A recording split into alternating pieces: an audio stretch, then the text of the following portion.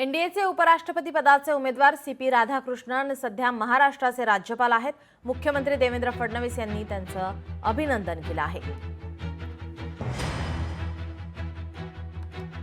एनडीएची बैठक ही झाली। या बैठकीमध्ये नाव हे घोषित झालेलं आहे। मुख्यमंत्री देवेंद्र फडणवीस यांनी त्यांचं अभिनंदन केलंय।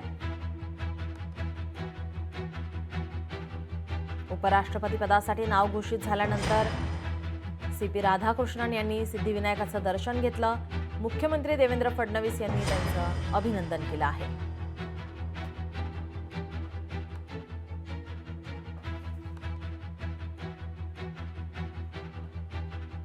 भाजपाकडून आता या ठिकाणी उपराष्ट्रपती पदासाठी नाव घोषित झालेलं आहे आणि या ठिकाणी सीपी राधाकृष्णन जे महाराष्ट्राचे राज्यपाल आहे त्यांचं नाव घोषित झाल्यानंतर त्यांनी सिद्धिविनायकाचं दर्शन घेतलं, तर मुख्यमंत्री देवेंद्र फडणवीस यांनी त्यांचं अभिनंदन केलं आहे।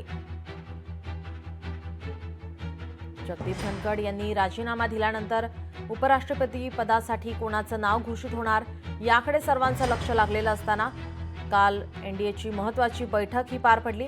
या बैठकीमध्ये नाव घोषित झालेलं आहे। महाराष्ट्राचे राज्यपाल सीपी राधाकृष्णन यांचं नाव घोषित झालंय।